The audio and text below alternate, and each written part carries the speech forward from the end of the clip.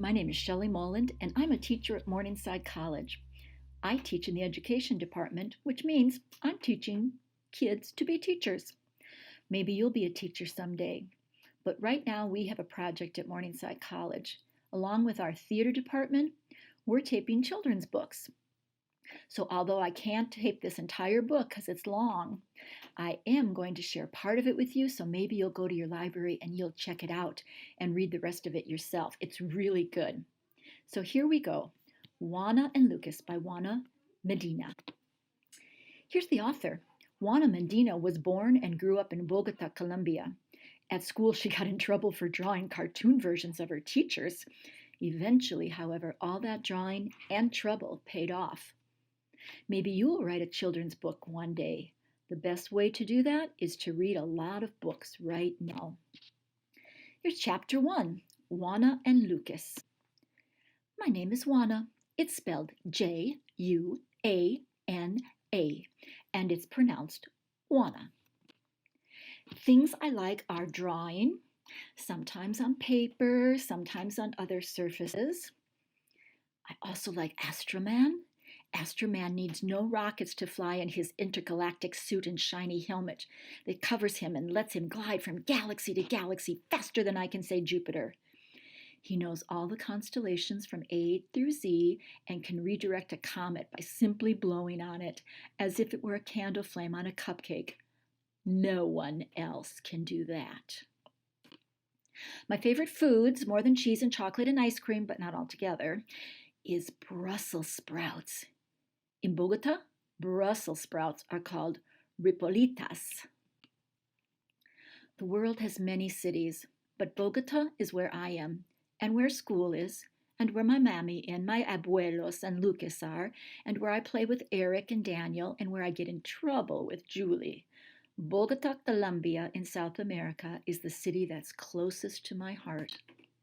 I love Bogota, love it, and here's why.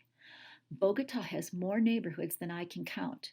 There's a financial district, a flower district, galleries, houses, little coffee shops, bookstores. It just never stops. There are a lot of parks in Bogota, too. During the day, the weather is mild, as if it is eternally springtime. Then the night comes, and the ground turns freezing cold, so everyone always keeps a pair of slippers by their bed. There are many trees, mostly old and almost as tall as buildings. In the daytime, they give shade from the incredibly strong sun. At night, when illuminated from below by the streetlights, they make shadows of all shapes and sizes. In Bogota, Colombia, everyone speaks Espanol. There might be a few who speak other languages, but to understand one another, we mainly speak Spanish. Lucas doesn't speak Spanish, only because he doesn't speak at all. He's my dog. At bedtime, chances are you'll find me in bed with a book, or dos, or tres. Reading books is one of my most favorite things. Sometimes Mommy will come into my room and tell me to turn off the light. Ya mismo. Just when the stories I'm reading are absolutely impossible to put down. Thank goodness my abuelo gave me a flashlight to use in case of an emergency. Having to turn the lights off and stop reading inmediatamente is definitely an emergency. I grab the flashlight, pull the covers on my head, and go back to reading. Even more than Astroman, even more than reading and drawing Brussels sprouts in Bogota, altogether, I love my furry amigo Lucas. He is the smartest and most amazing perro ever born. I can't think of a better friend than Lucas. He is my absolutely, no single doubt about it, best amigo. Some say Lucas is neurotic. I do not think so. He is quite calm, especially when he's sleeping. I love Lucas, love him, and here's why. Unlike others, Lucas listens to absolutely everything I have to say without interrupting, even when the stories get to be a little too long. He jumps really high, high enough to get cookies off the counter, plus he will share them with me. No one is better than Lucas at playing spies. No matter where I hide, he always finds me. Wait, there's more. His vision and hearing are so good that when Mammy is making her way toward my room, Lucas gives me a little push with his snout, which gives me time to turn off the light. That always saves me from a talk or two about being awake at bedtime. Even though cleats will never fit him and gloves are pointless, he's a phenomenal goalie. He learned from watching football matches on TV. He eats math work like a pro.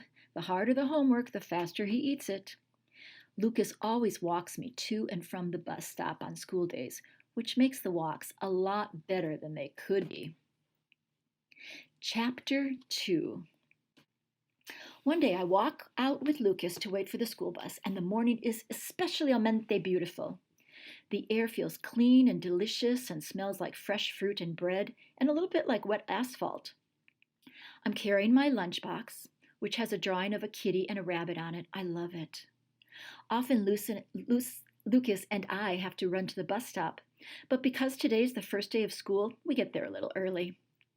That means our bus driver, Sino, who is really Senorita Cecilia, but Sino is shorter, isn't mad at me and allows me to sit next to my friend Julie. Sitting next to Julie is always good because we have so mucho to talk about, so much that there's no time to get car sick. Julie is a very good friend. Very good. Here's what you need to know. Julie and I have been good friends since we sat together on the school bus for the very first time when we were 5 years old, and that was a very long time ago. Sometimes all we have to do is look at each other and we'll start laughing. Sometimes we laugh until our bellies hurt. Julie has a contagious laugh. Julie loves candy. I don't love candy as much as she does, but I do like some from time to time. Julie is such a good friend, she doesn't have trouble sharing with me. Julie's name is really Juliana, but I call her Julie because it's shorter and easier to say. Julie is really a good swimmer. She swims better than most people I know, and I know a lot of swimmers. This morning on the bus, Julie pulled out the most fantastic pack of Delicioso watermelon gum out of her school blazer's pocket. As soon as we figure out how to open the complicated wrappers, we start chewing the neon pink gum. The whole bus is filled with the smell of fresh, sweet watermelon. It's extraordinario. Do you know how to blow bubbles? I asked Julia. No, I've seen the 5th graders do it, she says. So we decide to try right then, and it turns out to be pretty easy.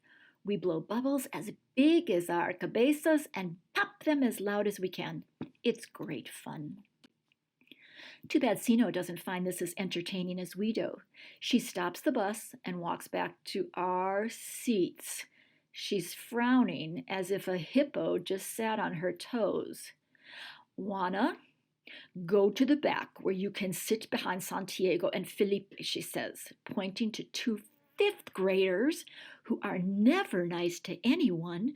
They're especially mean to kids younger than them, like me. Inmediatamente. This day has clearly taken a turn for the worse. Now there are rows and rows between me and Julie. In order to talk to her, I have to stand on my lunchbox, then wave to get her attention. But when I stand on my lunchbox, there's a loud pop under my feet, and I fall right back down on my seat. My kitty and rabbit lunchbox has broken, and the yogurt inside it has explotado. That's the end of my lunch and my lunchbox. The rest of the ride to school smells a little like milk and a little like strawberries, all because of my yogurt. I feel triste. I really liked my kitty and rabbit lunchbox. Felipe and Santiago, as mean as ever, can't stop laughing at my lunchbox tragedia. So this is where I stop and you continue. You can ask your school librarian if your school has the book, or you can request the book from Morningside College's library, or you can check the Sioux City library nearest you. There's also a copy at the South Sioux City Library. Let's look at the next slides to preview chapters 3 through 11. Chapter 3. This chapter is really funny. Juana is in math class, PE class, and lunch, and recess. I bet some of you could write about your day at school. Chapter 4. Have you ever tried learning a new language? This chapter is about Mr. Tompkins' class, where Juana reluctantly learns English. Chapter 5. Juana asks her neighbors next door to help her study her English because they moved to Colombia from the US. Chapter 6. Juana loves to visit her aunt, Tia Cris, and she hopes her aunt will tell her she doesn't need to learn English. But...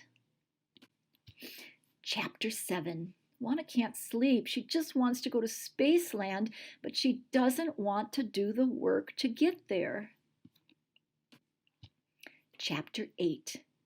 Juana's Abu and Abuelita stop for a visit. Juana's grandpa explains to her why it is good to know a second language. Chapter 9. In order to get her grades up, Juana must work with a tutor. Her English is so much better that she hopes she can go to Spaceland. Chapter 10. I can't even tell you about the next 2 chapters because I want them to be a surprise when you check out the book and read it. What do you predict? Thanks for listening, and I hope you find the book in your library, and I hope you also think about coming to visit us at Morningside College sometime. We have students from Morningside that come to your school to visit now and then. So think about college, be a good student, and read, read, read.